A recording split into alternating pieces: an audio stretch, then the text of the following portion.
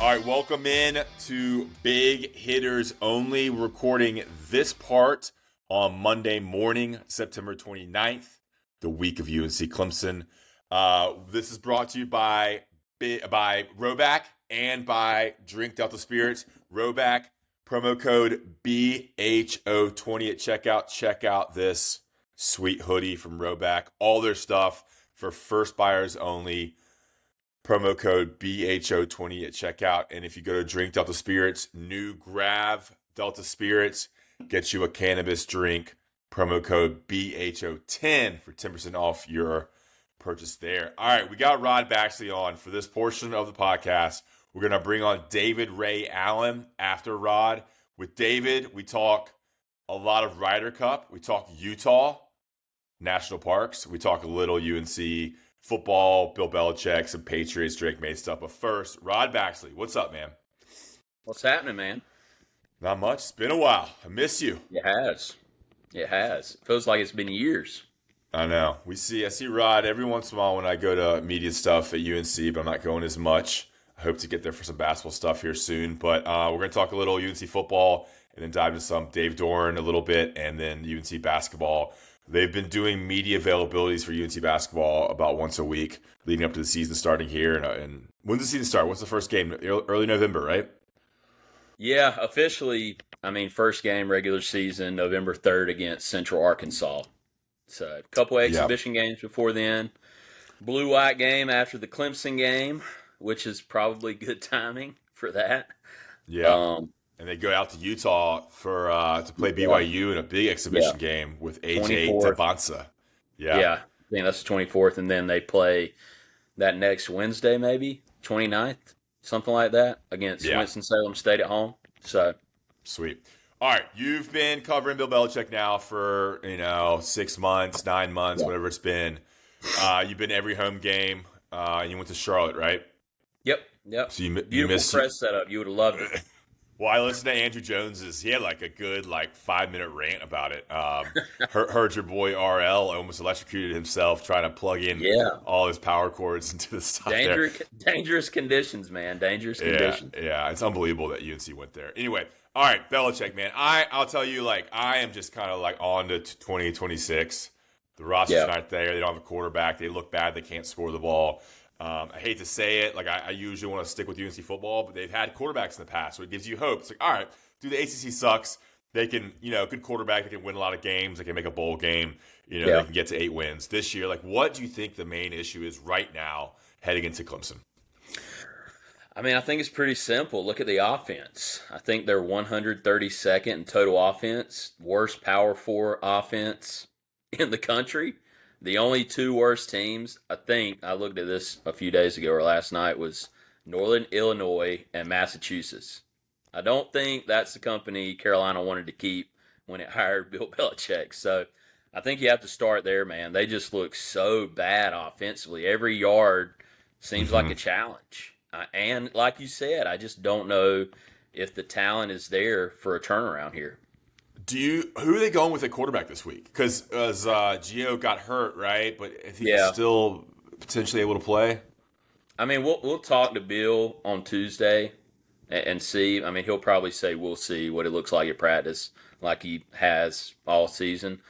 But I think you got to go with Max Johnson at this point. I know you brought in Giglio and paid him the money to be the starter, but he's looked so bad in these power conference games. And when you turn the ball over, as bad as you are offensively, you're giving yourself no shot. So you got to have some kind of change. Even if it doesn't change much, you got to do it just to see if any kind of mojo can go in the right direction for an offense that just can't get it going.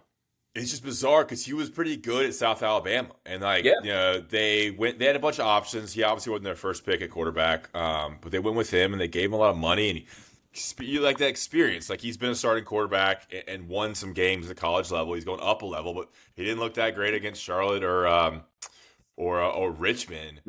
What's the issue? Is it they need to run him more? Is it just they can't get separation with the wide receivers? Is the offensive line kind of an issue? Is there anything you point to particular why he struggles so much?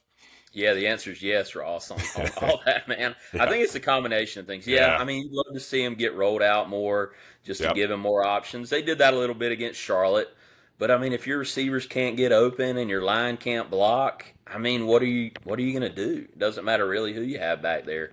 So I just don't think they have the talent they thought they were going to have with this group, and it's evident. I mean, they've got good individual players on offense, like Jordan Shipp. I think is a good player.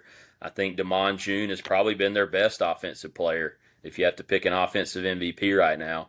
And then defensively, they got some good pieces, but when you put it all together, man, it's a bad picture so far. Yeah, I think it probably starts the offensive line. It's below average group. I think we knew that going in. Had some injuries in preseason camp, which hampered them in the first couple games. No continuity there. A lot of new names. Yep. Travion Green wasn't what they expected. He's gone. You got 3 or 4 players that already left on the offensive side of the ball, and maybe defense too. But and that's where it starts. You gotta be able to run the ball. Gotta be able to get 3-4 yards on first down or 3-4 yards on third down. That's not happening. Dude, it's not fun to talk about. We haven't done a podcast since the TCU game. There's no hope or anything until we see it. I'm not sure it's gonna come against Clemson. Tigers are favored by 13.5. I mean, I could see Clemson crushing UNC. They have NFL players across the offensive side of the ball and defensive side of the ball. UNC maybe has one player that's going to get drafted. Maybe that cornerback. Thad Dixon, I think, is a really good player on that side of the ball, to the defensively. Outside of that, man, you're probably reaching. God, dude, crazy. Yeah. And then you watch the NFL, and you got Javonte Williams, scored a touchdown yesterday. Matt Collins scored a touchdown. Drake May, couple touchdowns. Torch my boys, just torched them. And then Amarian Hampton. I mean, he looked the best he's looked. He had whipped off a big 60-plus yard run, it seemed, there at the end. All right, give us one thing, we'll move on, about this team that would give fans hope. Whether it be the schedule, games that are winnable. I could see them going 2-10, or I think 3-9 might be best scenario. Give us some hope, anything about this team. Yeah, I agree with you, Ross. I mean, I came into the year bullish on them. I really thought 9 or 10 wins was realistic, given the newness and Belichick's history and looking at what was supposed to be a manageable schedule. Keeping things positive here, they do have a top 60 defense, which has been rare for Carolina. So I think the defense has done enough good things to put them in position to win. They've got talent on that side of the ball. I think they have improved there. Have they improved enough to win games? I have no clue. I mean, if you look at the power conference games, probably not. But if you want to look at some positives, that's probably your positive, is the defense and what they've been able to do as far as trying to get things on track. But with the offense turning the ball over the way it has, it's put them in some tough positions, and they're always on the field. So it's tough on a unit like that when you're playing the whole time, pretty much. So I would say the defense has definitely gotten better, and maybe that's something to hang your hat on. You're just going to have to win some really ugly games if you want to get to bowl eligibility, which is pretty much a long shot at this point. I mean, I think I was looking this weekend, it's like 20% chance. I mean, 4-8's like the ceiling now, which is nuts. Yeah. But that's where we are. Dude, it's almost like figure out something with a run game. Load it in with 2 tight ends, get a blocking tight end there. Put an extra offensive tackle in there at tight end. Run Damon June, have one wide receiver out, 2 wide receivers out there that maybe you can get a big play here and there. But figure out something where you can run the ball. Dude, run the quarterback. I mean, obviously not Max Johnson. But, you got someone who can get you 3 or 4 yards that runs hard. Figure that out, and then maybe Jordan Shipp can break one here and there. I haven't heard Kobe Paysauer's name much either. I mean, it's just tough. All right, what are the vibes around there? When you go there, obviously last week they didn't have media stuff, but how's Bill been? How have the coordinators been? I know you talked to some assistants here and there. What's kind of been the vibe around the KFC building? Yeah, I mean, Bill's been fine, honestly. I mean, you've seen him. He's smiling a lot more than he did in New England. So you know why he's smiling? Well, yeah. That was one of the jokes you could easily. That was low-hanging fruit, so to speak. Right. But, I think he's been in a relatively good mood. I think he's answered the questions to the best of his ability. But when you're this bad, what can you say, man? I mean, I He just knows don't they think. suck. He knows they suck. He Yeah, knows they suck. yeah. I mean, 70 new players. It's not like UCF had 70 returners. They had like 63 new players. So you come into this thing hoping you can have like an Indiana type track last year, and it turns into Florida State last year. Yeah. So, I mean, just a disaster. But I mean, from the press conference standpoint, I think it's been good. I think he's been pretty open considering his past with some exchanges and we're on to Cincinnati stuff. But I mean, it's like we said. What can you say about this group when they're this Yeah. bad against power conference teams? Yeah. It is crazy how like one head coach can change things. Look at Indiana right now. Kirk Cignetti. Yeah. I mean, he might be the top name for Florida Yeah, if he they're wants to rolling. leave. If he wants to leave there, I mean, you can win in the Big Ten, but like Indiana is a basketball school. They obviously have a lot more money than. I mean, I think they have more money than UNC. They're just a bigger school, bigger enrollment, Yeah. bigger fan base, but still. And then like you look at a guy like John Summerall down in Tulane that I think UNC could have got last year, and his name's popping up for Arkansas now. I mean, I don't think NC State would get him or Virginia Tech, but he's like the big name for the openings now. Florida, Yeah. Oklahoma State. Like, there's just it's all about the coach, and like I do as a fan and alum, like I do hope this works out. I think it's obviously not the long term solution. Yeah. It's just it is. You're starting way lower than we thought they were going to start, and next year's huge. It's almost like you've got to start knowing what you have, and then you have to hit the portal in a crazy way. But even then, like bringing in a lot of new players again, it's going to be tough. It Yeah. might not be until 27. Yeah. I mean, would Mac Brown's teams, any of them lose to this team? I don't think so. Yeah, Do Yeah, you? Mac I mean, Brown- no. Mac Brown's they just all had- laughing. Go ahead. Sorry. Yeah, they all had talent. Yeah, exactly. Mac Brown's laughing. He's playing Diamond Creek every week with his old buddies. I mean, every other day it's an Instagram post from Diamond Creek, one of the most he's exclusive living golf it. courses. Yeah. Anyway, all right, that's enough UNC football. I will be in the press box on Saturday in some capacity. I'm going to the game. Yeah, I get a little ludicrous at 9:45. Yeah. taking the bride to be. So I think we'll try to sit somewhere, and then I'm gonna pop up to the blue zone. I won't be. I'll have less adult sodas that I had for TCU, so I'll be more of a presence in the You gonna press box. stick around for basketball? We may. I haven't talked to her about that, but yeah, we did that last year, or I think it was last year or 2 years Yeah, ago. after the Georgia Tech game. Yep. Yeah, one of those games we stayed. All right, let's get to basketball. There's a lot of hope here. I've been seeing everything on Inside Carolina and Tar Heel 247 and what you put out the press conferences, Rod. I am bullish on this roster. Yep. I think they have a lot of potential. Now they haven't played together. Only Seth Trimble and James Brown and your boy Zayden High played together. But I mean, they have a lot of individual talent with Henry Vasar and Kyron Evans and Luka. And dude, Caleb Williams seems like the real deal and doing all the right things. Give me like a take you have on this team or a player that's unique that you think kind of stands out about what will make this team good or bad or unique.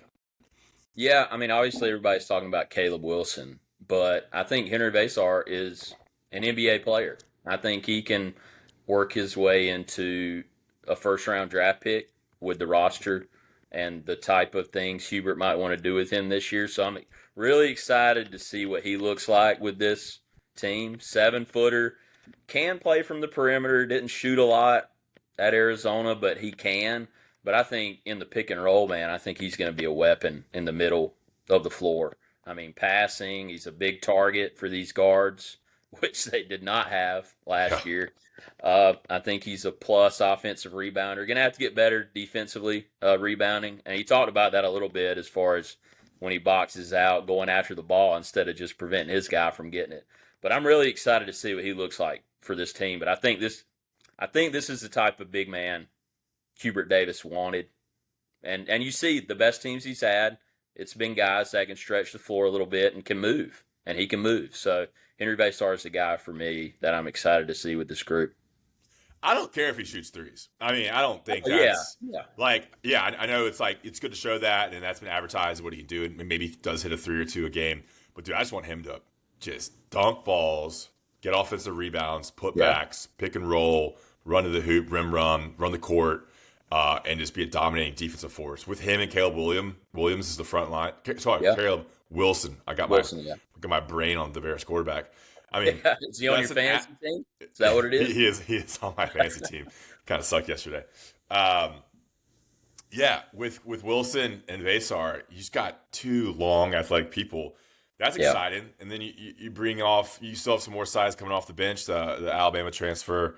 Jaron Stevenson, Jaron 6'10" Stevenson, guy. 6'10", 6'11". That's exciting as well. I mean, I think this team's really going to go as Kyan Evans goes and Seth Trimble. I think they both have to be pretty good for this team to be good. And I'm also excited about Derek Dixon. I think him this year is big to give 15 minutes. And then I think next year is maybe the guy as a point guard spot next year will be cool too. So what do you see from that point guard, combo guard spot that excites you about the Tar Heels? Yeah, that's the one area where we have question marks, right? You don't have an R.J. Davis to go get you one when you need it. And Duke and State has that guy. Well, not, guard-wise, but they have guys who can go get you a bucket, and Cameron Boozer and Darion Williams. Who is that guy for Carolina? I mean, you could say it could be Seth Trimble. We saw it in that Memphis exhibition game, what he's capable of, and we saw it at points in the season.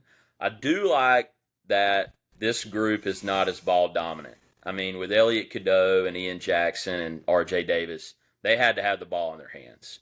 And there's only one basketball, and it was just evident the ball was going to stick with those guys and not a lot of movement. So I think the ball movement's going to be a lot better with this group.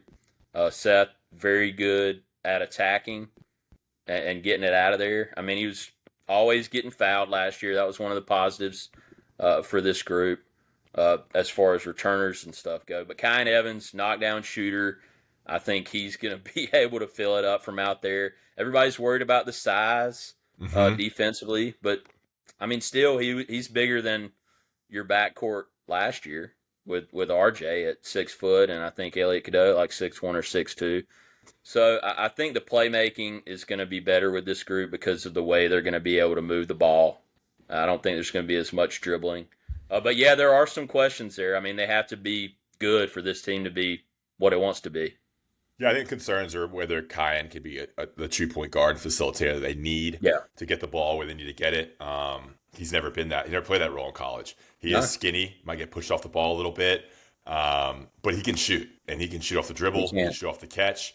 And I could see Seth Trimble taking some reps at point guard, kind of a point guard by committee situation, even with Luka. Luka's tape that I've seen, a couple highlight reels, looks like he can handle the ball and pass a little bit, and he's kind of a traditional, slower European, methodical offensive player, but he's big enough where that kind of works with what he does. So I'm excited about those three for sure. Have y'all talked to Kyan Evans yet?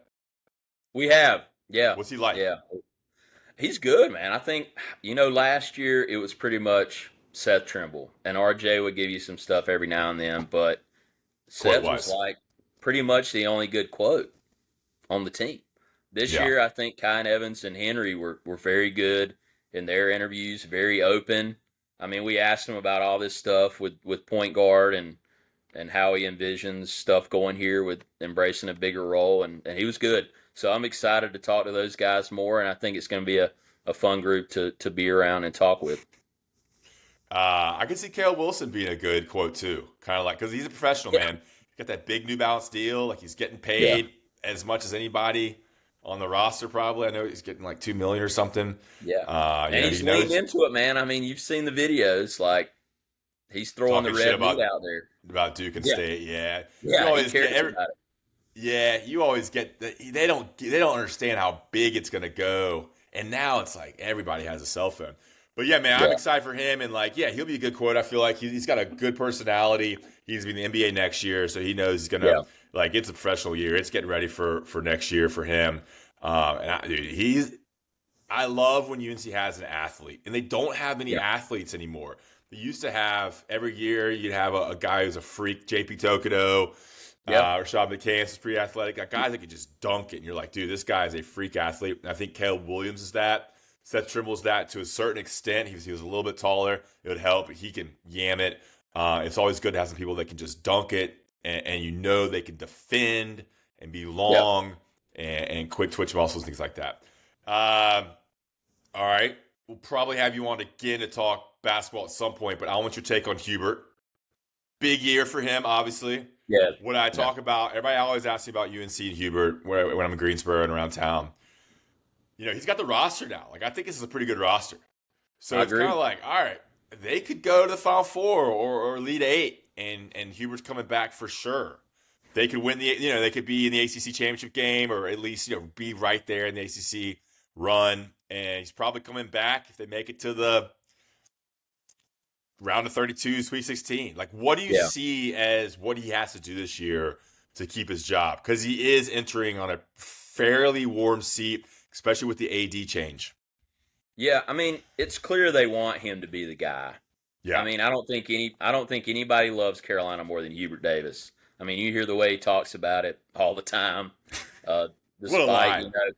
no, I mean, it's clear he loves this place, man. Like he wants it to work, and he's had so much, success in spurts. It's like, okay, we've seen where it can go, but when you have 2 seasons where you're talking about quadrant one games and you're on the bubble, that can't happen at Carolina, man. Like if you're at a blue blood, you should not be talking about your Q1 record unless it's a case for a 1 seed.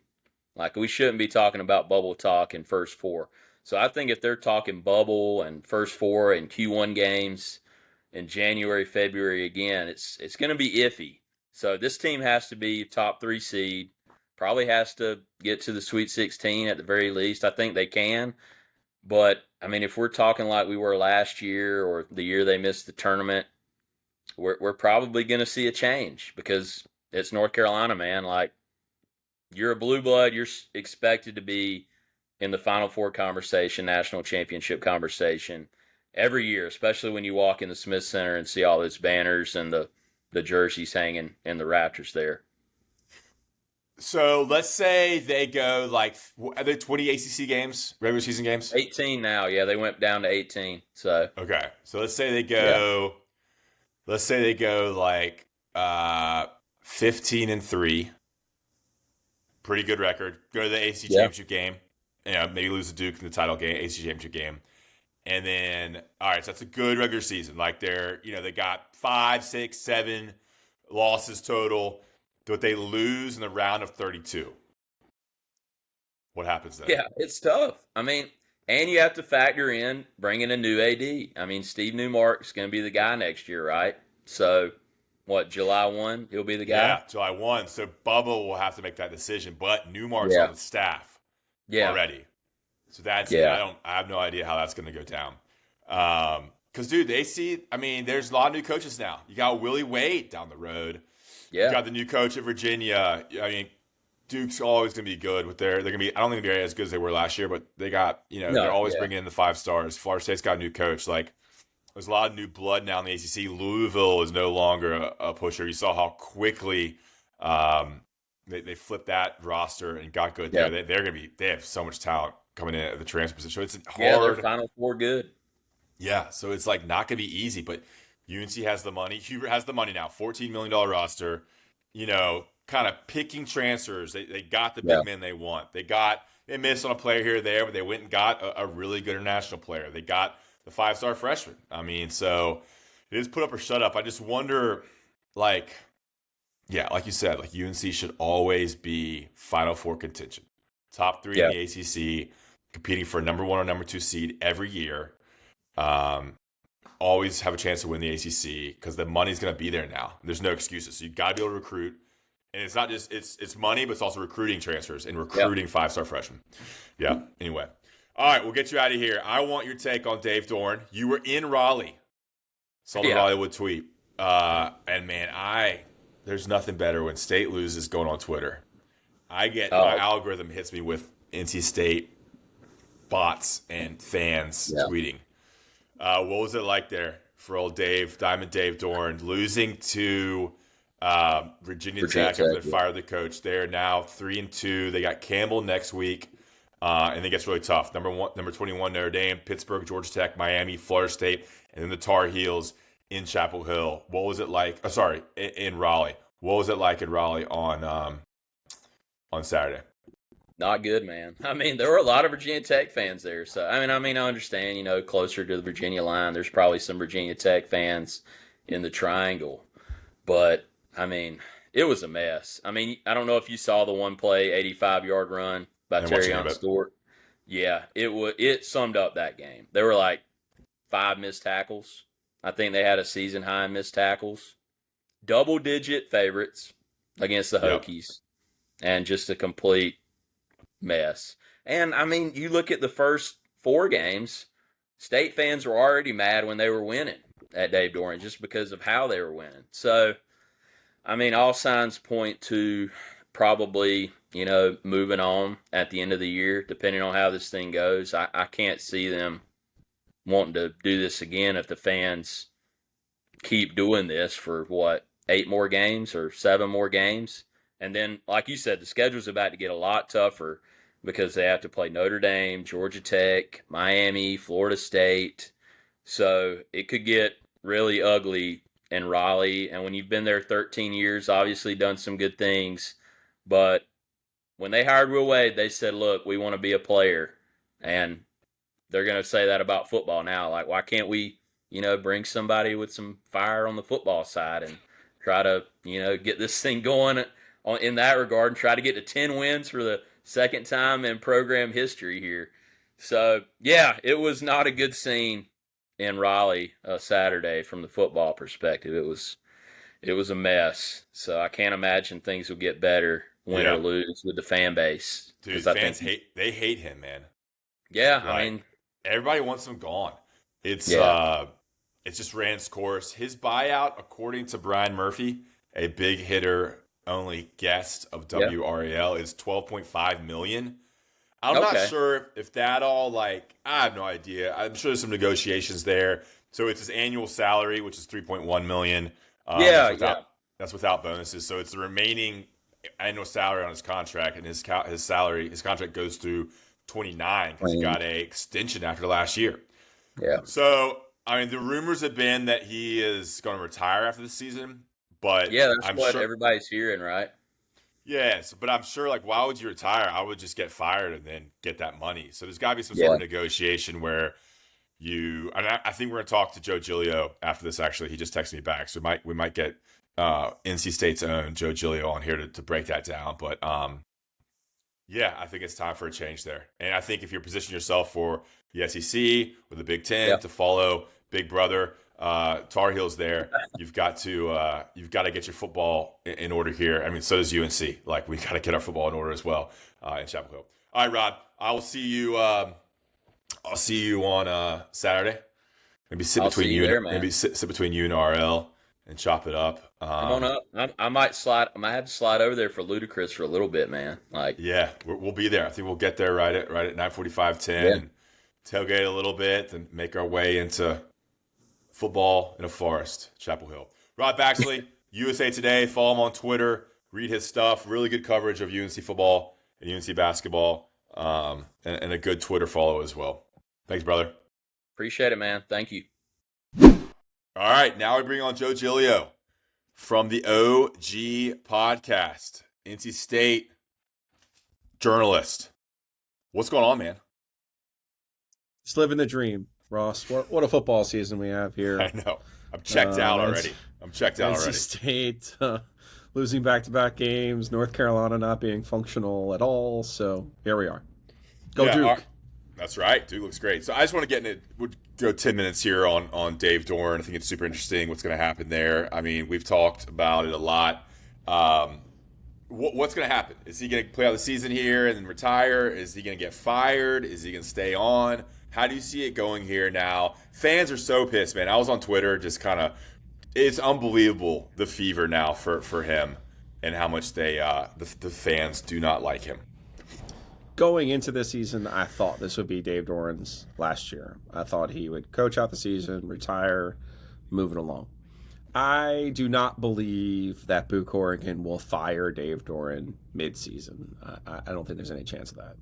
I also don't think he will fire him in the true sense of hey, you got to get out of here. I think between Boo and Dave, there's more respect there than, say, Kevin Keats and Boo Corrigan, or even like Elliot Avent and Boo Corrigan.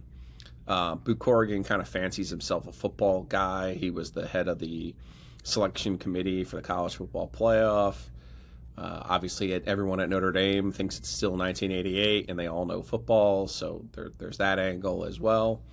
So I think you'll ultimately see Dave retire. I believe it'll be on his terms. Okay, but we will see. That's kind of a rational take here. And he talked to us in Charlotte, and I thought he just about as much spelled that out, Ross, back in July. And the reasons why he wanted to do that, some of it was the current state of college athletics, but also some of it was his dad had retired at 65, got Alzheimer's, and really wasn't able to enjoy his own retirement. And that's always kind of stuck with Dave, that he wanted to be able to enjoy some of this generational wealth that he's acquired in 13 seasons as NC State's head coach. So will he get paid out? Will they just come up with some deal where he steps away and gets half of what he's due? Or like, how's that work if you retire? Because the buyout is like, I was texting with Brian Murphy, and I saw he had a tweet or something. It's going to be like 13.5 or something like that. So how's that work with the contract and stuff? 12.5. I would say in the case of all of these, they're all different. You're owed what you're owed. I know with one of Dave's contracts, it was before Carolina redid Max, and then they had to redo his. A lot of his income had been shifted to his supplemental income, which you don't get paid out on. You get paid on your base, so it's the years remaining times the base amount. And I know the base amount had shifted for a couple of different years there. So you're asking me a question I don't know the specific answer to, and it's also one of those in college, like, same thing with Kevin Keats. Like, yeah, they owe you money, but at some point you're going to go get another job, and it'll be offset.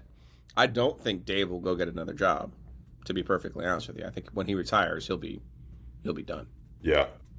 Interesting. How will you remember? I mean, if this is his last year, how will you remember the Dave Doeren experience? I mean, you covered him for many years before you went into radio during COVID time, so you have a intimate experience of Diamond Dave. Sure.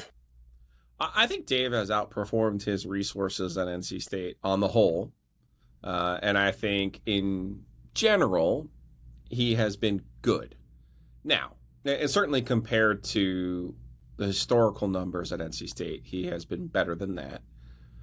But in my opinion, Dave's big shortcomings are in the years where he's had good teams and been unable to get them past the 9-win level. In 2017, I thought they were the best team in the ACC. They lose at home to Clemson at night on a procedural penalty. Obviously that can't happen. That same year, they go down to Winston-Salem. They lose on a bunch of fourth down conversions by Wake Forest.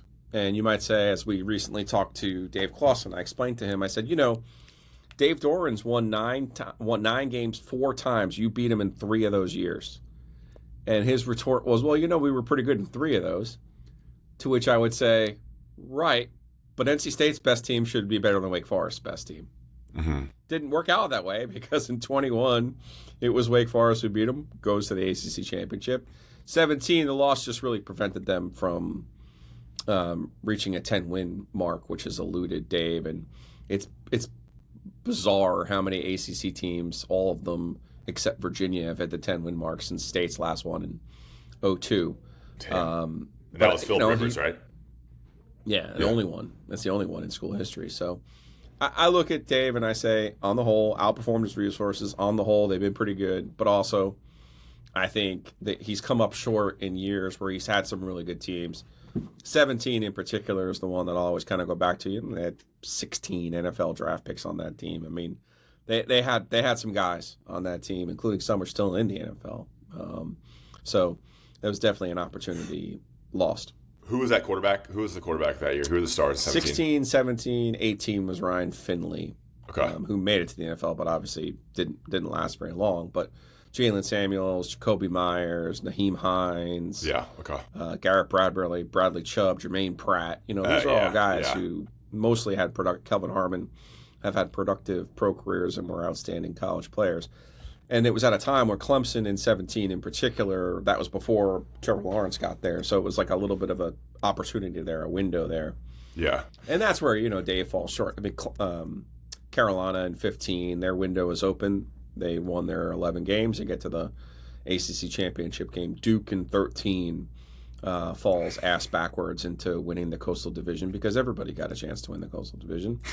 So even they got to go play in the ACC championship game. Meanwhile, Dave's over here, can't beat Wake and can't beat Boston College. So that certainly has left him with a little bit of a hole in his resume. Yeah, when it comes to the Wolfpack fan base. We've always said they had to go against Clemson, Florida State for so many years there when they had divisions and State was in the Atlantic. So it's like it was tough to beat both of them to get there. Yeah, I mean, be careful what you wish for, State fans. I mean, you remember Herb Sendek, he was pretty good and got NC State to the tournament, and then they struggled in basketball for 10, 15 years after that. And now we head into the Willie Wade era. But, yeah, I mean, I think NC State fans are so kind of done with this 7, 8, 9 win thing and want to be able to win big games, just like Carolina fans are ready to try to get to the next level. I don't know if the kind of Spider-Man meme with the UNC football and NC State football programs. No matter what they do, they kind of always end up in the same space. I know. This year certainly not a good year for UNC. I can't let you yada Herb Sendek, by the way that you just did. He was there for 10 years, dude. He's good. Your fucking school fired Matt Doherty after 3 years where he had a winning record in 2 of them, just so you know. Bill Guthridge went to the Final Four twice, but that wasn't good enough for your school. So Herb Sendek was there for 10 years, dude. 10. I know he got plenty of time. He got plenty of time. Oh, you're saying he wasn't good. I'm saying you're saying, oh man, if only you kept Herb Sendek. No, he's been a head coach for 40 years and has been to the tournament 3 times. Like, stop. He went to the tournament 5 years in a row at State, right? 5 and years then in a row he went at State. to Arizona State, went once, and has never been with Santa Clara. He went twice with Arizona State. Ohio. Twice with Arizona State. Anyway, I'm just saying, like, sometimes getting to the tournament is kind of what you want. It's better to get in the tournament than not get in the tournament, and then instead deal with some some suspect coaches after that. Anyway, all right, what do you think about UNC right now? What is there anything? What do y'all even talk about on the podcast about UNC football? Like, I can't really talk about them. There's nothing to talk about. I have the schedule. I was very happy about the schedule. I thought they had an opportunity. And I thought they would be better defensively. These are their rankings defensively. Yeah. And it just, whatever I thought they were going to be has not happened. I thought they would go 8-4. Mm-hmm. I thought they would be much better defensively. They have not been much better defensively. I didn't hate going to get Gio Lopez, but maybe I only watched the App State game. Maybe mm-hmm. I was the same as everyone else, fell for a mixtape. But it's not good. I don't know how you get out of it other than convincing him to get out of there, which maybe they can. Maybe Jordan Hudson can tell him, hey, we need to go do something else and move it along. But it's a wild deal, man. I never thought in 8 bazillion years Bill Belichick would ever coach college football, let alone at Carolina. Yeah. And then I just never would imagine he would be this bad and seemingly this disinterested, and that there's no reason. TCU's a good team. That quarterback's a good quarterback. UCF's coach went to a 2-10 ACC program. Ross, if you have a monster, you don't leave a monster for a 2-10 ACC program to be their offensive coordinator. Yeah. There's not a single reason that the Central Florida game should have gone the way that it did, other than Bill Belichick decided with Mike Lombardi and his typewriter to build a roster out of Holy Cross transfers and never-do-wells. I mean, that's what it comes down to. Their roster construction's awful. I think the only way you spin this is you're like, all right, this year sucks, bag it, play some players, kind of see what you have, and then just got to load up in the portal. I'm a little concerned now with the nepotism on the staff. it's just essentially stealing money from UNC in the state of North Carolina with the highest general manager salary in a guy who's never been a general manager in college. Like, why not?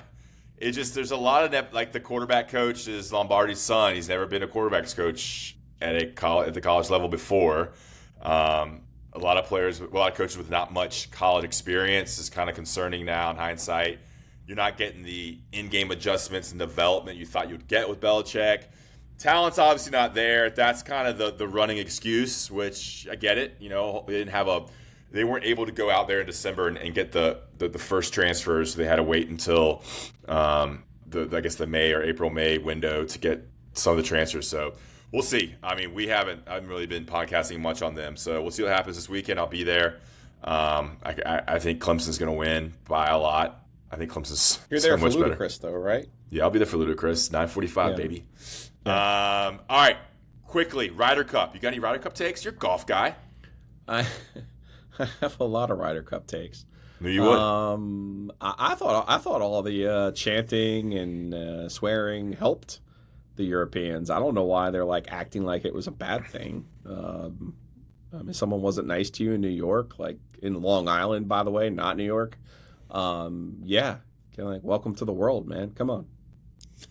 Yeah, I loved it. I mean, I never really paid attention to it. I'm getting more and more into golf and playing a lot more, and like I'm loving just watching more and You're kind of pickleballing too, right? Pickleball is my sport, and then golf are my hobbies right now. But yeah, I've never really watched Ryder Cup as much as I did this weekend. I loved it. I think it's an awesome event, man. The competition, the team, the cheering. Cheering. Usually you're cheering for. You're cheering every golf shot, and you're kind of booing. You're booing the other team, which is very rare in golf. Any changes you would have made, Keegan Bradley wise? Like, what is your take on how he handled things? Yeah, it's not so much the coaching as the roster construction. I'm swearing on your program. I already have, right? Fuck shit. I like to say there's a difference between assholes and motherfuckers. You want motherfuckers.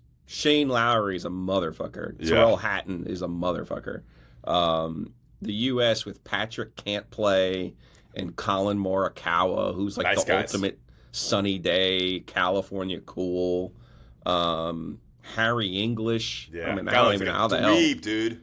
I don't know how he made the team. You used to stuff guys like that in lockers in high school, didn't you? Love Ben Griffin, Chapel Hill. Ben Griffin. I thought that was a nice choice. Yeah. I think Chris Gotterup is the kind of guy who they could have put on. Akshay Patia is a birdie machine, not the most consistent guy in the history of the world. Sahith Theegala is another guy who makes a lot of birdies, hits it a ton.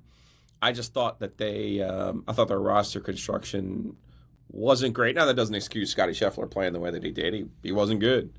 And it's kind of hard when you're the number one player in the world, but kind of gets to my theory about Scotty. I think Scotty's obviously supremely talented and putting up numbers we rarely see in golf, but I'm not sure anyone would describe him as a motherfucker, now would they? Yeah, nice guy. You need like personalities and leaders and kind of guys that play well, I guess, in that team thing where it's like vibes and hyping your teammate up or being able to, handle the emotional and ebbs and flows of that kind of golf, I guess. I mean, I've never really talked about golf like this before, so I'm kind of like analyzing it as I go. See, it's fun. Yeah, I'm getting more and more into it. I guess it's just like how it happens when you're a white male and you enter your late 30s and 40s. You just get more and more into golf. I didn't know it was going to happen, but it's happening.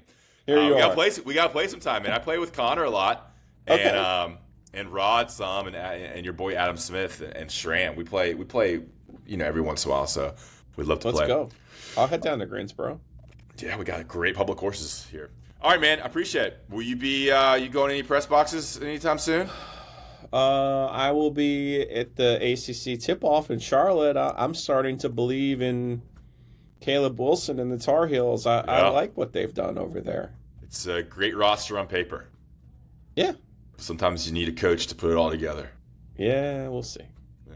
All right, man. Looking forward to it. Looking forward to hoops. Look at me. I know. I mean, I'm ready. All right, guys. Advertise your podcast real quick, Joe.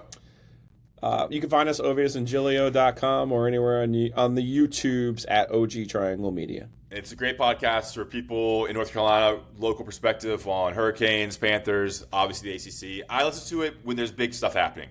March Madness, the Will Wade stuff. I was locked into that. I'll definitely be listening to it if there's a coaching change in Raleigh on the football side of things. But yeah, appreciate your time, Joe. You got it, big dog. Later. All right, welcome back in. We have David Ray Allen here. We're going to talk Ryder Cup. We're going to talk maybe some UNC stuff, maybe some college football, maybe some Patriots. I'm wearing a Braves hat in his honor. David's a big Braves fan. I'm not. Also wearing a sweet UNC Rowback sweatshirt. Promo code BHO20 at checkout for first-time buyers. Tons of UNC stuff, but also anything else from Rowback. Get 20% off with promo code BHO20. We had a bunch of sales in August. I'm looking forward to see how many sales we had in September. Tell your friends at holidays, Christmas, birthdays, Rowback, first-time buyers, BHO20. It's great stuff. I have two of these. I wear them every day. They're awesome. All right, David, what's up? You were at Bethpage Black for the Ryder Cup on Saturday. This was the first Ryder Cup I've gotten into. I've watched bits and pieces here and there. You're more of a golf guy than I am. I'm getting more into golf. But you're more knowledgeable in the sport as a player and as a fan of like the PGA and whatnot. How was it, man? What was it like? Such an interesting viewing experience from the standpoint of, there are 4 groups out there instead of having guys coming through all day where you can camp on one hole. You really had to move around, walk the course. Bethpage Black is an out and back, so 1 through 9 out, 9 through 18 coming back. So it's not one that there's a central hub and everybody's coming in and out of. So we camped out at a few holes, got to watch a lot of golf. My dad, DA, was with us, and he was yelling, "Get in the hole!" I think you go back and hear him, you can hear him like 15 times in coverage. Expensive tickets, all you can eat food was interesting. The porta potties were the worst I've ever seen. But from a golf standpoint, like even with America struggling on Saturday, just the experience of being there, getting to hear the pops throughout Bethpage Black when things were going well, so much hope walking in the stands at 5:15 in the morning, just excited for the day. So it was a great experience, and it feels colored a little differently after today's comeback and what the Americans were able to do today, because I do think, looking back on it, if we would have, had 4 points today and we lose 19-11 or 19-8, whatever the score would have been, we're thinking about how this cup finished differently.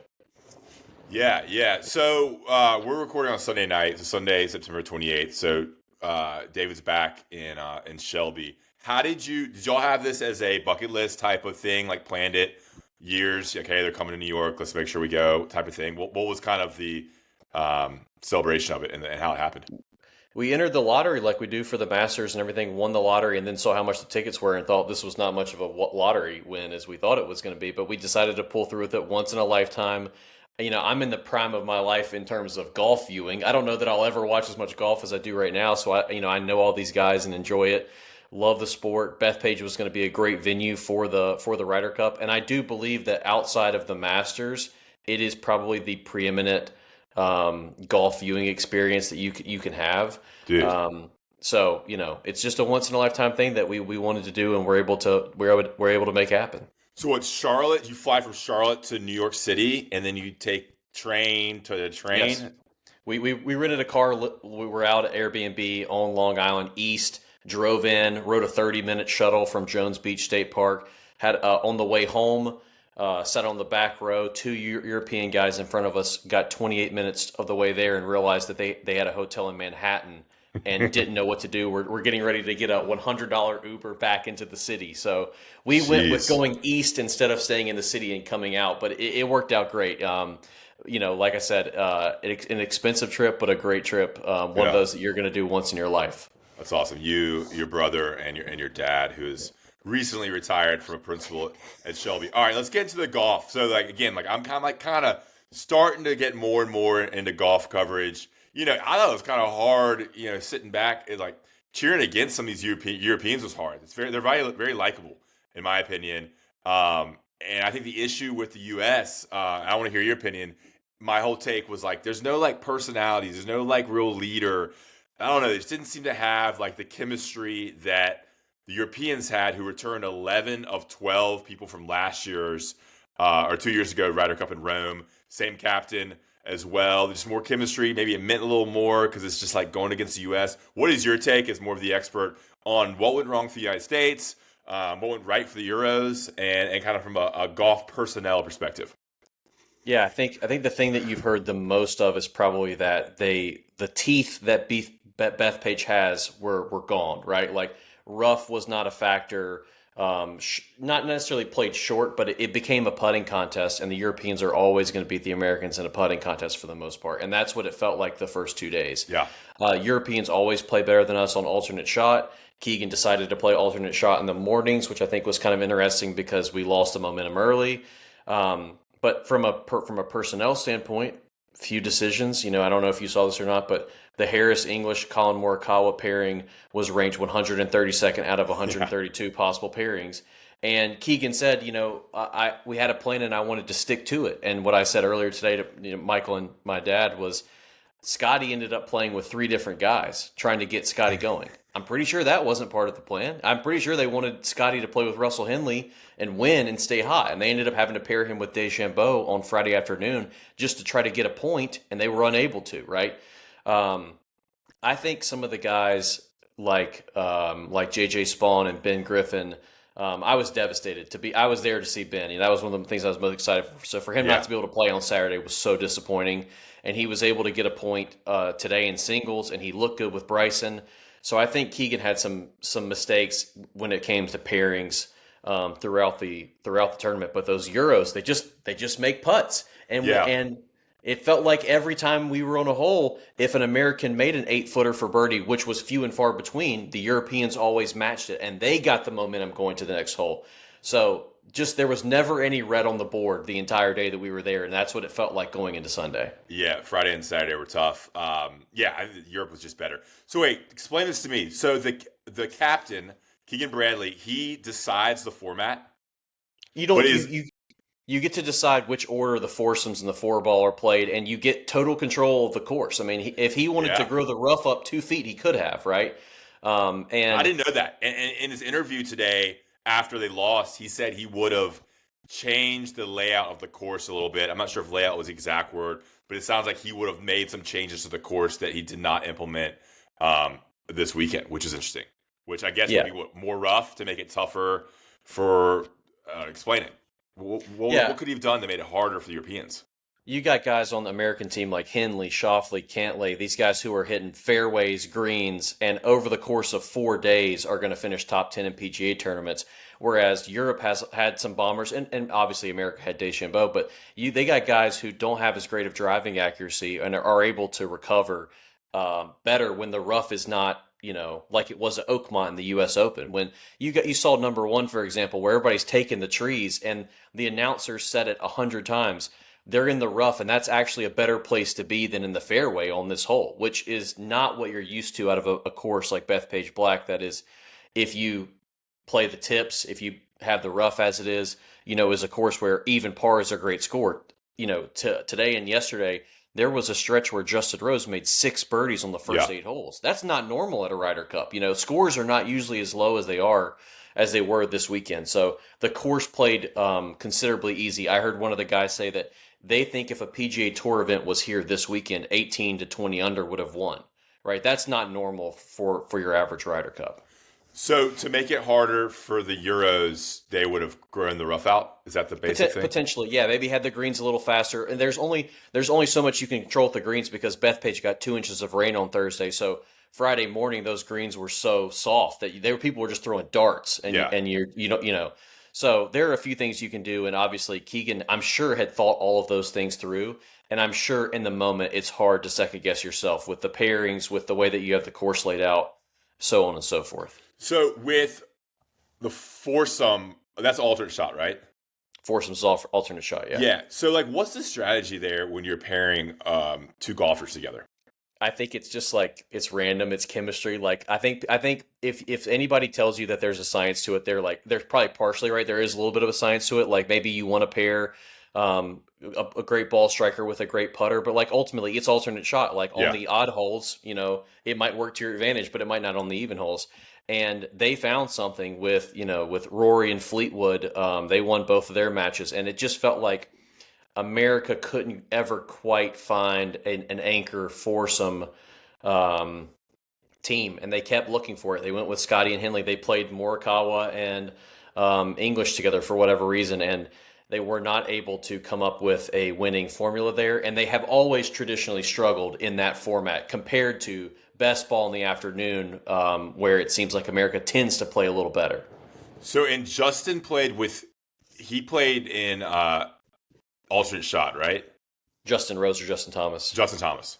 Justin Thomas played alternate shot on Friday, but not Saturday. They sat him on Saturday morning, which I think was a mistake. Yeah, he seemed like the guy with the most juice.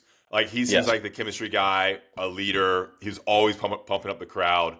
Seemed to play pretty decent. And I wondered, like, do you put guys together that like each other, that play a lot together, that feel comfortable and kind of feed off each other, know how to pick each other up? I mean, dive into that in terms of the chemistry you can get playing with a teammate, because it seems like the Europeans had that in certain scenarios, like you said, with Rory and with Fleetwood and some other pairings. Absolutely. I think, think about Xander Schauffele and Patrick Cantlay, who played together in the mornings. Like, Patrick Cantlay is a hard dude to play with. He's a weird dude. He's a slow dude. And for whatever reason, for the past 3 Ryder Cups, they have leaned into Xander and Patrick. In years prior, Justin Thomas always played with Jordan Spieth because the two of them, they just figured it out, right? So I do think there is something to that. And on the European side, they found it with McIlroy and Fleetwood. They stuck with Robert McIntyre and Victor Hovland and Hatton and Rahm, who are 2 guys who, when they're playing well, they feed off each other. The energy is there. They're fist pumping and MFing people, as they're going down the side. And when it's not going well, that's a different story. But the Europeans do tend to pair those alt shot guys together well, and the chemistry seems to be there. And it helps to have 11 returning players that, like, you kind of know what you're going to get from them in that moment. I guess. Yeah, but I mean, like JJ Spawn and Ben Griffin, 2 of the rookies, and Cam Young, the 3 rookies. Like, I was like, Cam Young was the best golfer I thought out there. Absolutely. And after Friday morning, with Scotty being 0-3, we were looking around going like, I know he's the number 1 player in the world, but at some point, do you say, let's try to find a hot hand, And they ended up not, and Scotty went 0-4. And, Keegan is going to take a lot of blame, and I think some of it is rightly so, but like ultimately, if Scotty and Bryson go 3-4 instead of 1-7, then USA wins the Ryder Cup, right? Yeah. So when your 2 best players play the way they did, there's only so much you can do as a captain. Dude, you're a great golf commentator. You should have followed your sports journalism passion, man. I can see you being. Go ahead. No, I was just gonna say, I just that was the cool thing for me, is just like being there and a freshman covering Ben Griffin and what he's gone through in his life, for him to end up there and seeing him today. And he is one of the guys who did have the charisma, right? Like he was getting jacked down the stretch. He was jazzed up. So I just loved that. It was kind of full circle, and I tried to pull some connections to write a story for UNC on Ben. I forgot about that. Yeah, but never pulled it through. So such a great story, man. We need to have him on Big Hitters, honestly. Oh yeah. Maybe during the off season, which I guess is now, right, into the winter. Yeah, I know a guy who played with him at UNC, so there may be a way there. Yeah, you're great at this. All right, so are there any players that did not get selected to the U.S. team that you would have liked to see that were deserving? Because I don't think you necessarily have to get the best golfers. Because, dude, I don't know. The top 50, how much is there a difference between, the number 50 guy and the number 10 guy? Like, it's all about who's hot and kind of, I think, the chemistry factor and who kind of plays better as a team. You look at Scotty, he's one of the worst guys out there because maybe he's more of a kind of lone wolf. Are there any players you would have liked to see out there over some of the U.S. players that were picked? There were a few guys like Chris Gotterup, Matt McNeely, who felt like they were deserving. But I think ultimately Keegan was and he's ranked 13th in the world, right? He was the guy who would have been in this if he was not captaining. And I think that's the thing that the USA and PGA is going to have to look at going forward, is they gave the captaincy to Keegan prematurely. I don't mean that in any slight on how it went. I just mean he's still the 13th ranked player in the world. Like, that should not be the captain of your team. He should be on the team. So why was he captain? Why was he named captain? He is kind of got, he has a lot of passion for the game, and he did get left off the team 2 years ago, famously on the Netflix show. And I think a lot of people thought it was that was part of it. And it was in New York. He's from the Northeast. He went to St. John's. Yep. That being said, his time could have came, and I think that they put him in a bad spot from the beginning. So there weren't any guys, like Mav McNeely, like those guys. Like I don't think they're changing the fate of the Ryder Cup, but I do think that Colin Morikawa is a guy who got in this, who was in bad form, who had won a couple major championships, and he made the team off of resume, and he got there and he didn't perform. And I think that America has tended their veterans don't play as well as the European veterans do, right? Like Shane Lowry is a Ryder Cup dog. Like that guy gets in. It doesn't matter what form he's in. You do not want to see him in a singles match on Sunday, right? And I don't think anybody was scared of Colin Morikawa on Sunday, and he ended up getting a half. But like, I hate to dog on just this one guy, but right, but like there wasn't anybody I would say on the outside looking in of the Ryder Cup team who were thinking, man, if you're like a live guy, maybe you're like, we should have brought Patrick Reed, I don't know. But like, no, I wouldn't say there was anything super missing there. Yeah, it's weird you're dogging on the only Asian guy, too. So what about the dude who played with Justin? He's famous, the guy Justin Thomas last year or 2 years ago. Why wasn't he picked? Jordan. Yeah, Jordan has just been he had wrist surgery a year and a half, 2 years ago, and just hasn't been quite the same. But like, I think you could have made the case for Jordan for sure, just from a chemistry standpoint. Yeah. But again, like the odds are he was taking Cam Young or Ben Griffin's spot. Like those were the last guys who made the team, or Sam Burns' spot, right? Yeah. And I think that they probably made the right choice with Jordan. I don't know that would have. I'm not sure I would have picked him if I was in Keegan's spot either. And then Max Homa is just not playing because Max Homa has been on the team before. He's just not playing very well. Who's the dude that's really blonde that was on Happy Gilmore too? Oh, our boy from Wake Forest. Our boy from Wake Forest. I'm blanking on. He had back surgery. I mean, okay, yeah, that's why. That's right. Wake Forest golfer. People are like screaming at their headphones right now. Wake Forest golfer, PGA. Will's Outdoors. Of course. Webb Simpson went there as well. All right. Webb was the vice captain, yeah. Oh, yeah. So who's been the captain in 2 years in Ireland? We'll see.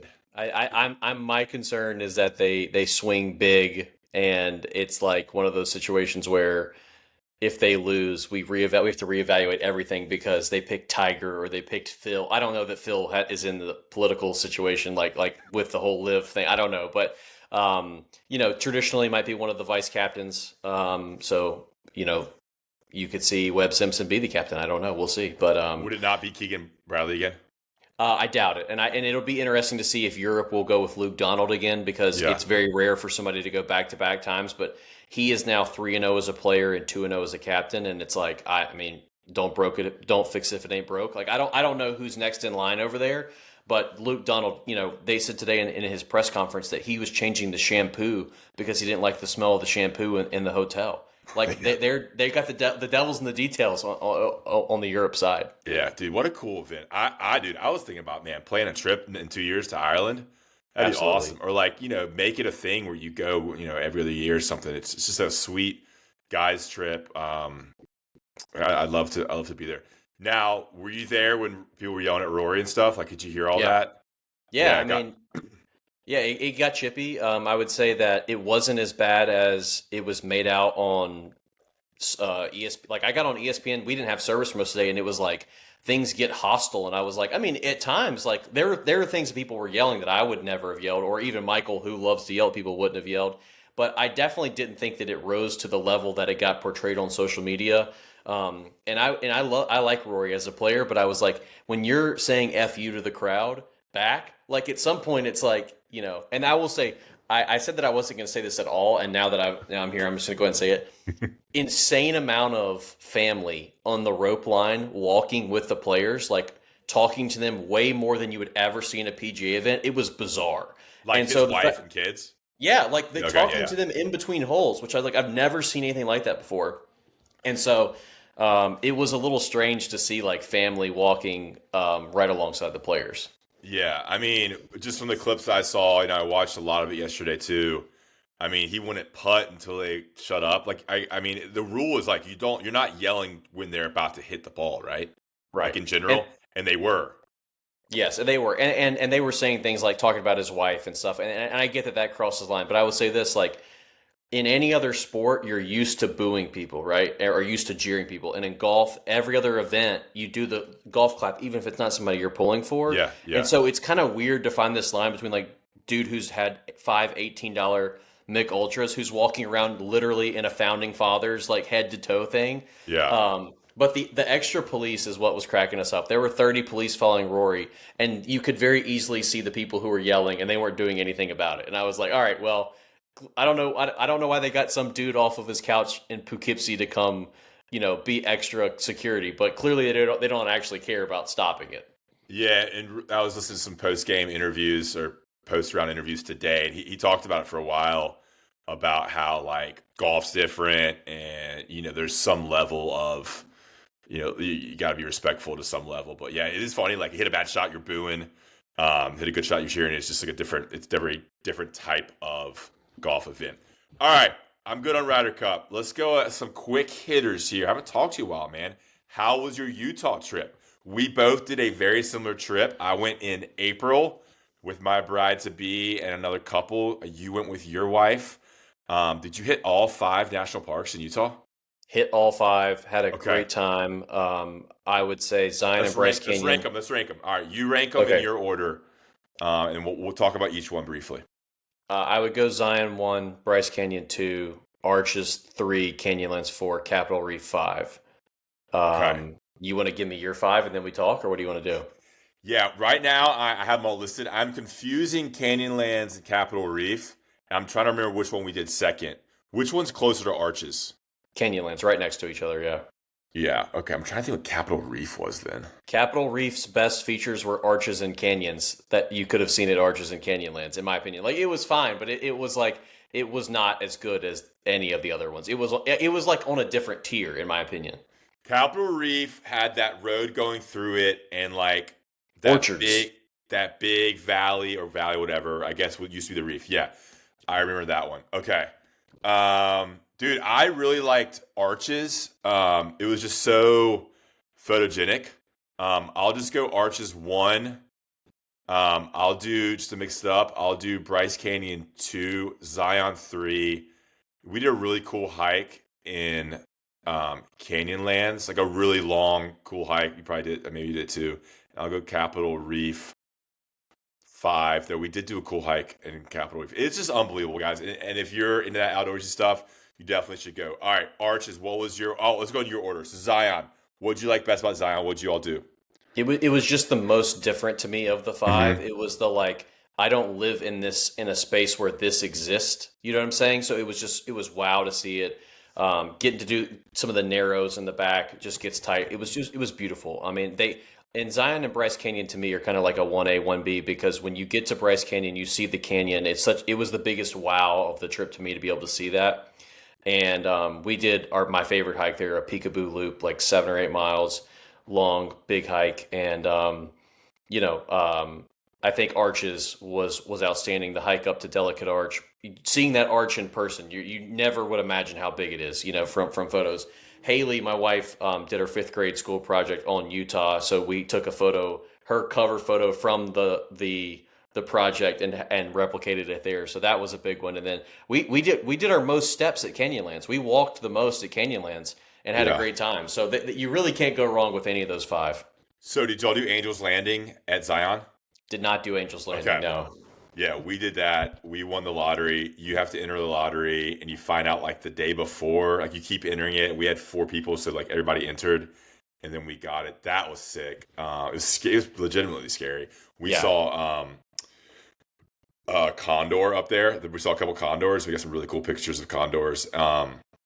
We did a little bit of the Narrows. Narrows is the famous, for those listening and watching, it's the famous one where like the water, you're up to like your knees and you're up to your waist, you're up to your chest, you're wearing waders, you're hiking with a stick, and you're between like certain points, you're between 2 walls, and it gets wider, but you're walking in a river the whole time. Arches is like the big arches you're thinking about. That was cool. We did the big like arch hike where you see like I'm sure you did that one too. You see like 15 arches in like 5 miles. And then Bryce Canyon was crazy going down in there. That was a tough hike. That was tough. It's so much hiking, and it's like vertical, and it's crazy there. Okay, I recommend anybody who's into outdoor stuff to go do the 5 national parks. It's unlike anything you'll ever see because it's so different than any other national park or definitely like anything around here. Quickly, you're a Patriots fan? Are you kind of locked into Drake May right now? He's getting a lot of pub. He's balling, man, and I don't know what to say because the NFL is so weird that the Panthers can beat the Falcons 30-0 one week, then lose 42-13 the next week, and the team that they beat 30-0 wins against like it's so all over the place that we're still so early that I can't figure out what's what and who is legit. But Drake May is looking better and better, and I think we all thought that this was coming, and now it's just a question of like, is the floor there that he's like a 15-year, 10-year quarterback in the NFL? And then what is the ceiling? Like, can he put on some weight and be a more effective runner like Josh Allen?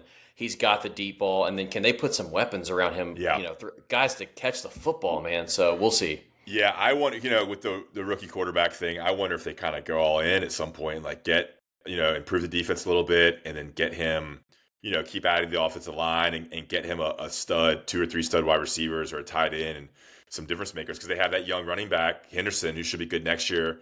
I haven't really watched it much, but I've seen all the highlights and like it's exactly what I expected, man. He's running in touchdowns. He's athletic. He's getting praise for his accuracy.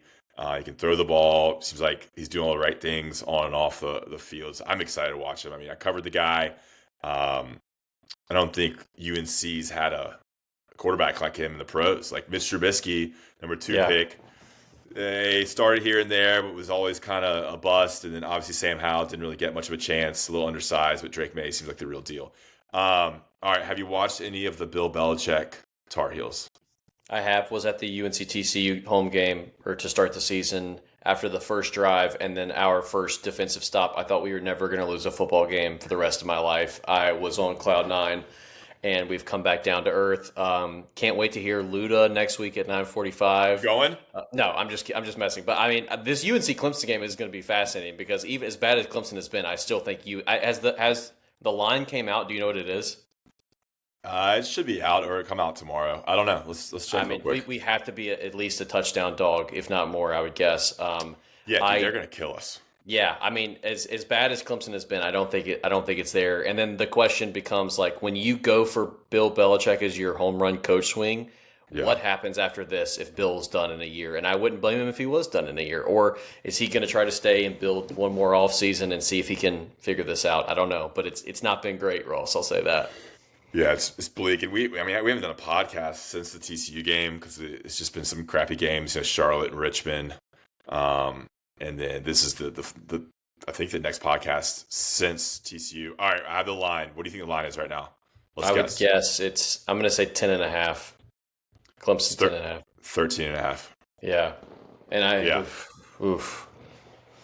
Yeah, it's just, I mean, it's worst case scenario. I'm just on to next year, truly. Like, I think we could go to, Rod Baxley is going to, you've already heard Rod Baxley talk about UNC, covers them, so we'll talk obviously more then, but I guess even go 2-10 or 3-9. Like, I think 3-9 maybe, like, they look awful. They can't score. They can't score the ball. We'll see what happens if they bring out Max Johnson. I have no idea what's going on. I'm completely checked out. I know it's bad as a podcast host, but I just think you kind of maybe play some of the young players, see what you have from some of the transfers you haven't played yet, see what you got in the sophomores, and start like making decisions for next year because they're going to have to load up the transfer portal. They're taking a big class, but that class won't be ready to go. You're going to have to get a quarterback or get something going offensively in the transfer portal. It's going to be another like 30 to 40 to 50 players because I think you're going to lose a lot. Keep who you have, you think contribute, and just kind of like start to establish some sort of culture that can be implemented once next year starts and on December 5th or whenever that last game ends. It didn't feel like the floor was this low when he came in, right? Like it felt like just by having Bill Belichick, they were going to be a 6-win team. And it's been evident immediately to me, like you start looking at the rest of the schedule and there are no gimmies. I mean, at this point, there's no gimmies. So exactly. The same way. You thought that just by him being a developer and a weekly game planner and an in-game coach and making adjustments, he would be able to raise the floor. So that, 5 or 6 wins, 7. I was like 7 or 8 wins. I mean, because the ACC is so shitty too. So maybe they improve. Maybe they figure out something at quarterback. I wouldn't mind seeing what Bryce Baker does. I don't even think he's third. Why not? I don't even think he's third. Yeah, but they have something at running back. But I mean, I haven't even watched enough or done enough research on them to talk about them. That's why I'm having on other experts. All right, I think that's all I got for you, David. It's great having you, dude. You're built for podcasting. Listen to Two Daves and a Mic. Check it out. Yeah. Give us that. Give us an elevator pitch for your podcast and where we can listen to it. Me, my dad, my brother doing weekly sports talk, and we're also doing a buy or sell segment every week where you'll get some fun stuff, non-sports, and then doing some drafts. I mean, dude, last week we drafted a 3v3 team of TV show hosts to play in a basketball game. I mean, that's TV the kind of show hosts like Daily Show or Dave like Letterman. I drafted John Taffer from Bar Rescue Gotcha. with the first round. Like, so we're doing that kind of stuff. So give us a listen. Two Daves and a Mic. Check it out. Apple, Spotify, YouTube. Apple, Spotify, YouTube. You got it, baby. Awesome. All right, appreciate Dave. BHO20 at checkout. Row back. We'll talk to you next week.